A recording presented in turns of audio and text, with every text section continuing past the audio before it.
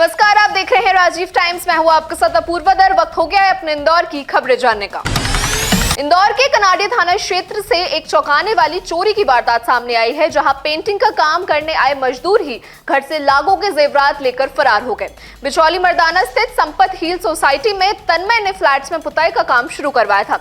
परिवार ने सुरक्षा के चलते गहने अलमारी की बजाय वॉशिंग मशीन में छुपा दिए थे, लेकिन आरोपियों ने पहले से ही घर की रेकी कर ली थी। 2 अप्रैल को राजकुमार और रिजवान ने मौका पाकर कमरे का ताला तोड़ा और जेवरात चुरा लिए। पुलिस ने सीसीटीवी फुटेज के आधार पर दोनों को गिरफ्तार कर लिया है। पूछताछ जारी है और उसमें खुलासा हुआ है कि आरोपी ने ऑनलाइन गेमिंग में आदी थे और इसके कारण उन्होंने पैसे चुकाने के लिए इस वारदात को अंजाम दिया था। कनाडिया थाना क्षेत्र अंतर्गत संपत हिल्स बिचौली मर्दाना में घर के अंदर ये चोरी हुई थी। 2 तारीख और 3 तारीख की दरमियानी रात ये चोरी घटित हुई थी और इसमें करीब 25 लाख का मशरूका गया था। घटना कुछ इस प्रकार थी कि 2 लोग जो बाद में आइडेंटिफाई हुए कि जो पेंटर थे इनके घर में काम करने आए थे और काफ़ी दिनों से यहाँ पेंटिंग का काम कर रहे थे। उन्हीं लोगों ने इस वारदात को अंजाम दिया और जो गहने थे करीब 25 लाख मूल्य के, वो गहने पीड़ित पक्ष ने अपने वॉशिंग मशीन में छुपा कर रखे थे ताकि किसी को शक ना हो, और बाकी जो है घर में काम चल रहा था पेंटिंग का। पुलिस ने इसमें सीसीटीवी फुटेज और अन्य साक्ष्यों के आधार पर दोनों आरोपियों को गिरफ्तार करने में सफलता प्राप्त की है। तिलकनगर थाना क्षेत्र में संविद नगर में पुरानी उधारी को लेकर एक युवक दुर्गेश चौहान पर चाकू और पत्थरों से हमला हुआ। पुलिस ने इस मामले में तीव्रता दिखाते हुए मुख्य आरोपी साहिल कैथवास और उसके 2 नाबालिग साथियों को गिरफ्तार कर लिया है। आपको बता दें 6 अप्रैल की सुबह ही थी जब संविद नगर में दुर्गेश अपने दोस्त पिंटू के साथ खड़ा था, तभी पल्सर बाइक से साहिल सहित उसके 2 नाबालिग दोस्त वहां पहुंचते हैं और गाली गलौज शुरू कर देते हैं। विवाद इतना बढ़ गया कि साहिल ने अपनी जेब से चाकू निकालकर दुर्गेश पर हमला कर दिया, वहीं उनके साथी ने भी पत्थर मारी। तिलकनगर पुलिस ने मुखबिर की सूचना पर आरोपियों की घेराबंदी की। पुलिस को देखते ही मुख्य आरोपी साहिल ने भागने की कोशिश की और एक ऊंची बाउंड्री वॉल से छलांग लगा ली। इस कोशिश में उसके पैर में चोट आ गई है, जिसके बाद पुलिस ने उसे हिरासत में लेकर एमवाई अस्पताल भर्ती कराया। तिलकनगर थाना क्षेत्र में एक अपराध घटित हुआ था जिसमें पैसों के लेन देन को लेकर के गाली गलौज और विवाद हुआ था, और उसमें 3 आरोपियों ने जो विक्टिम था उसको चाकू से वार किया था और उसको मामूली घायल किया था। घटना पर संज्ञान लेते हुए तत्काल तिलकनगर पुलिस ने इसमें एफआईआर दर्ज की और तीनों आरोपियों को राउंड अप करने में सफलता प्राप्त की है। 3 आरोपियों में से जो एक है वो बालिग है, शेष 2 नाबालिग हैं और तीनों छोटी ग्वालटोली क्षेत्र के रहने वाले हैं। महिला आरक्षण से जुड़े नारी शक्ति वंदन अधिनियम को लेकर देश भर में उत्साह का माहौल है। लोकसभा और विधानसभाओं में महिला को 33% आरक्षण सुनिश्चित करने की दिशा में 15 से 17 अप्रैल तक सदन में इस विषय पर चर्चा होगी। इससे पहले इंदौर में मातृशक्ति सम्मेलन आयोजित कर प्रधानमंत्री नरेंद्र मोदी के प्रति आभार व्यक्त किया जा है। देवी अहिल्या मातृशक्ति मंच के बैनर के तले 14 अप्रैल को लता मंगेशकर सभागार में ये सम्मान आयोजित होगा। इसमें विभिन्न क्षेत्रों में उल्लेखनीय कार्य करने वाली महिला और समाज सेवी संगठन को शामिल किया जाएगा। आयोजन को लेकर हुई बैठक में महिलाओं ने अधिनियम को ऐतिहासिक बताते हुए खुशी जताई है और इसे महिला सशक्तिकरण की दिशा में महत्वपूर्ण कदम भी बताया गया है। हमारे शहर की प्रबुद्ध महिलाओं ने हम सबको आज आमंत्रित किया था माननीय मोदी जी को धन्यवाद देने के लिए, क्योंकि माननीय मोदी जी जिस प्रकार से विधानसभा, राज्यसभा और लोकसभा के लिए 33% का आरक्षण का बिल पास कर रहे हैं, तो सभी महिलाओं ने कहा कि हम लोग धन्यवाद देना चाहते हैं और ये प्रेस कॉन्फ्रेंस आयोजित की थी सभी हमारी इंदौर शहर की प्रबुद्ध महिलाओं ने।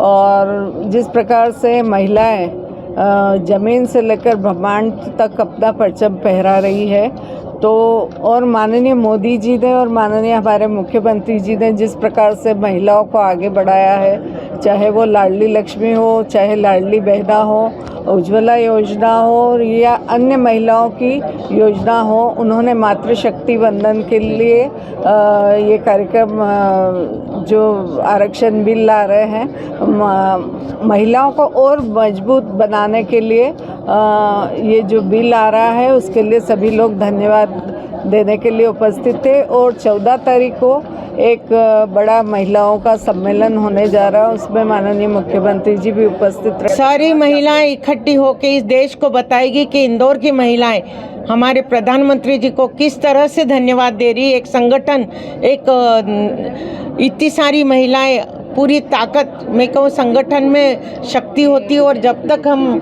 बहुत सारी महिलाएं इकट्ठी नहीं होगी तो हमारी ताकत भी नहीं दिखती है। और सब मिलके इस बात को खुशियाँ मनाएगी, वहाँ धन्यवाद देगी, और आगे जो भी होगा मुझे लगता है अच्छा ही होगा। मैं जितना समझती हूँ तो मैं 1-2 लाइनों से इस बात को व्यक्त करना चाहूँगी। कुछ देर की खामोशी है, कुछ देर की खामोशी, फिर शोर आएगा। तुम्हारा वक्त आया है, हमारा दौर आएगा। बहुत बहुत धन्यवाद। इंदौर नगर निगम में बजट सत्र के दौरान वंदे मातरम को लेकर शुरू हुए विवाद अब राजनीतिक बयानबाजियों में बदल गया है।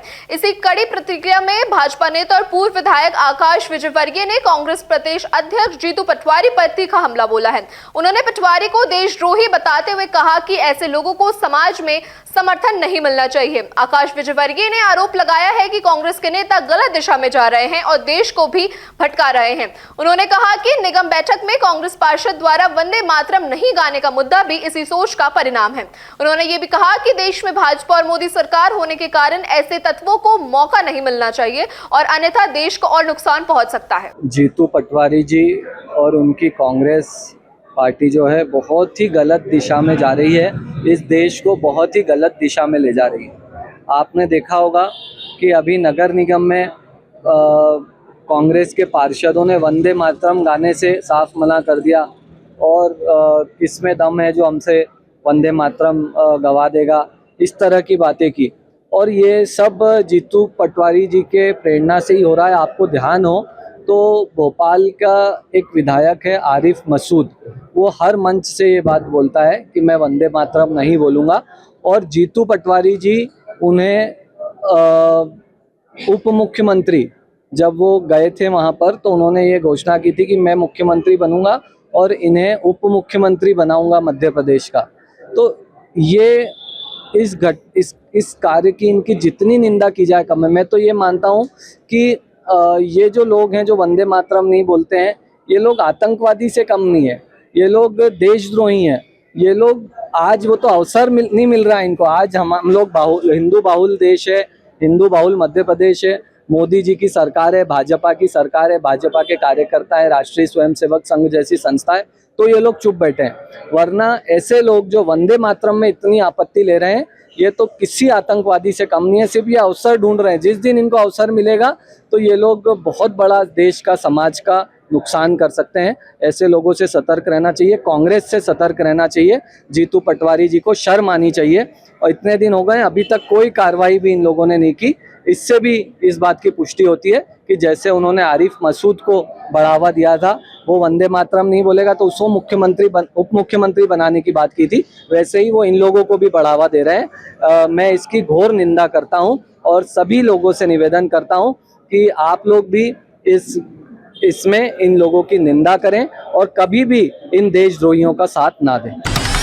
इंदौर में नगर निगम के बजट सत्र में वंदे मातरम को लेकर हुए विवाद में महापौर भार्गव ने कांग्रेस पर तीखा हमला बोला है। उन्होंने आरोप लगाया है कि कांग्रेस की 2 महिला पार्षद फैजिया शेख और रुबीना ने राष्ट्रगान का अपमान किया है। महापौर ने कहा है कि इस मामले में जीतू पटवारी का रुख आपत्तिजनक है और कांग्रेस को अपनी स्थिति को स्पष्ट करना चाहिए। उन्होंने साफ कहा है कि राष्ट्रगीत के सम्मान पर किसी तरह की कोई समझौता स्वीकार नहीं किया जाएगा। प्रेस कॉन्फ्रेंस में महापौर ने भ्रष्टाचार के मुद्दे पर भी कांग्रेस को चुनौती देते हुए कहा है कि यदि कोई आरोप है तो उन्हें जनता के सामने रखना चाहिए। उन्होंने ये भी कहा कि जनता पहले ही भ्रष्टाचार करने वालों को नकार चुकी है। साथ ही उन्होंने मुख्यमंत्री यादव को भी इस मुलाकात के बारे में और शहर के विकास से जो मुद्दे हैं उससे जोड़ते हुए चर्चा की जानकारी दी थी। नगर निगम के बजट सत्र के दौरान जिस प्रकार से दोनों महिला पार्षदों ने वंदे मातरम जो हमारा राष्ट्रीय गीत है उसका अपमान किया और उसको लेकर जो चर्चा छिड़ी, उस पर जिस प्रकार से भारतीय राष्ट्रीय कांग्रेस के प्रदेश अध्यक्ष जीतू पटवारी जी ने स्टैंड लिया है वो घोर आपत्तिजनक है। जो स्पष्टता के साथ मीडिया में बयान दोनों ही पार्षदों ने अलग अलग समय पर दिया, उसके बाद किस प्रकार की अनुशासन समिति क्या जांच करेगी ये तो कांग्रेस के लोग ही बता सकते हैं। लेकिन ऐसे मामले में ना तो कोई गंभीर कार्रवाई की गई और ना ही इस बात को स्पष्ट किया गया कि यदि कांग्रेस कार्यालय में, मैं ऐसा मानता हूं कि कांग्रेस कार्यालय में भी वंदे मातरम गीत गाया जाता होगा, नहीं गाया जाता है तो ये भी एक बहुत बड़ा प्रश्न है, और गाया जाता है और उसमें जो लोग नहीं गाएंगे या नहीं गाते हैं उन पर कांग्रेस क्या कार्रवाई करेगी ये उनको स्पष्ट करना चाहिए। दूसरा, कल की उनकी प्रेस कॉन्फ्रेंस में एक बहुत अजीब प्रकार से उन्होंने चुनौती देने का काम किया कि यदि कोई ईमानदार है तो वो अपना हाथ ऊपर करे, हम उसका भ्रष्टाचार सिद्ध करेंगे। भाई, अगर आपको लगता है कि किसी ने कोई भ्रष्टाचार किया है तो आप उसको जनता के सामने लाओ। ईमानदारी का प्रश्न उठाकर सिद्ध करने की परिपाटी कब शुरू हुई ये तो मेरी समझ से परे है। और भ्रष्टाचार की जनक, भ्रष्टाचार के कारण जिनको जनता ने घर बिठाने का काम किया वो लोग ऐसी बात करें ये शोभा नहीं देता है। दूसरा, इंदौर के विषय को लेकर और डिजिटल बजट की कॉपी मैंने मध्य प्रदेश के लोकप्रिय मुख्यमंत्री डॉक्टर मोहन यादव जी को दी। उसके साथ ही शहर के कई महत्वपूर्ण विषयों पर चर्चा हुई, जिसमें विशेष रूप से एरिया बेस्ड डेवलपमेंट में जो स्मार्ट सिटी में नक्शे की फीस है उसका बोझ लोगों पर बहुत अधिक है। छोटे प्लॉट पर भी 4 गुना 5 गुना फीस के कारण नक्शे पास कराना लोगों के लिए मुश्किल है, क्योंकि स्मार्ट सिटी का प्रस्ताव मध्य प्रदेश सरकार की योजना से तय हुआ था। इसलिए मैंने मुख्यमंत्री जी से, हमारे नगरीय प्रशासन विभाग के प्रमुख सचिव से इस विषय पर चर्चा की है और स्मार्ट सिटी एरिया या एरिया बेस्ड डेवलपमेंट के क्षेत्र में भी सामान्य नक्शे की फीस लगे, इस पर विचार करने का आग्रह किया है। साथ ही जलूद में जो हमारा सोलर प्लांट बनकर तैयार है उस सोलर प्लांट का लोकार्पण माननीय मुख्यमंत्री जी की उपस्थिति में हो, उसके लिए भी उनको निमंत्रित किया है। तो ये 2 विषय थे जिसमें प्रमुख रूप से वंदे मातरम विषय पर जो विपक्ष का स्टैंड है उस पर हमको घोर आपत्ति है और ये कांग्रेस के बड़े नेता इसको स्पष्ट करें कि उनका वंदे मातरम गाने को लेकर क्या स्टैंड है। इंदौर नगर निगम परिषद में वंदे मातरम को लेकर हुए विवाद के बीच मालिनी गौड़ का बड़ा बयान सामने आया है। उन्होंने स्पष्ट कहा है कि जो लोग इस देश में रहते हैं उन्हें वंदे मातरम और भारत माता की जय बोलना ही होगा। मालिनी गौड़ ने अपने पुराने राजनीतिक संदर्भ का उल्लेख करते हुए कहा कि वे इसी विचारधारा पर कायम है जैसे लखन दादा कहा करते थे। उन्होंने 2 टूक कहा कि लोग इस नारों का समर्थन नहीं करते, उन्हें वोट का कोई अधिकार नहीं है। उन्होंने ये भी कहा कि इस क्षेत्र में वोट मांगने भी नहीं आए और ना ही लोग जहां पे वंदे मातरम या भारत माता की जय बोलते हैं वहां से उनको परहेज करना चाहिए। जो इस देश में रहेगा उसे वंदे मातरम और भारत माता की जय बोलना पड़ेगा, जैसा लखन दादा कहा करते थे और मैं भी कहती हूँ। उन लोगों के वोट मुझे नहीं चाहिए जो वंदे मातरम नहीं बोलते या भारत माता की जय नहीं बोलते, और हम उस क्षेत्र में जाते भी नहीं, वोट मांगने नहीं जाते।